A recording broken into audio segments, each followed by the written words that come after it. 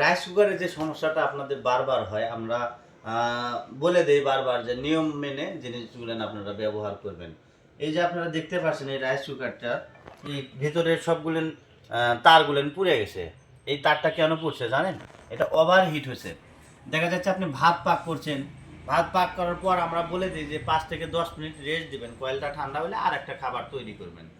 অনেক সময় আপনারা এগুলোতে আমরা যেমন শুকনো খাবার পাক করতে না করে দেই, তারপরেও আপনারা শুকনো খাবার করেন। সুইচটা অনেকেই দেখেন যে জোর জুলুম করে পাক করেন। জোর জুলুম কি জানেন? এই সুইচটা চাপ দিয়ে ধরে থাকে, নিচ দিকে চাপ দিয়ে ধরে থাকে, আপনি পাক করেন যে তখন শুকনো খাবারে হবে। আসলে এটা তো অটো, তাই না?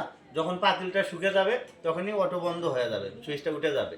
তাহলে যখন আপনারা শুকনো খাবার পাক করেন জোর জুলুম করে, তখন এটা হচ্ছে ওভারহিট হয়ে যায়। ওভারহিট হওয়ার কারণে এই তারগুলো পুড়ে যায়, আপনার জিনিসটা বেশি দিন লাস্টিং করবে না। আপনারা যদি নিয়ম মেনে জিনিসগুলো ব্যবহার করেন, একটা জিনিস আপনারা 5 থেকে 7 বছর ব্যবহার করতে পারবেন ইনশাআল্লাহ। তো যাই হোক, আপনারা সব জিনিসপাতির নিয়ম, যে কোনো জিনিস একটা কেনার পর Incoming আসলে voice call from Saron Sim Sim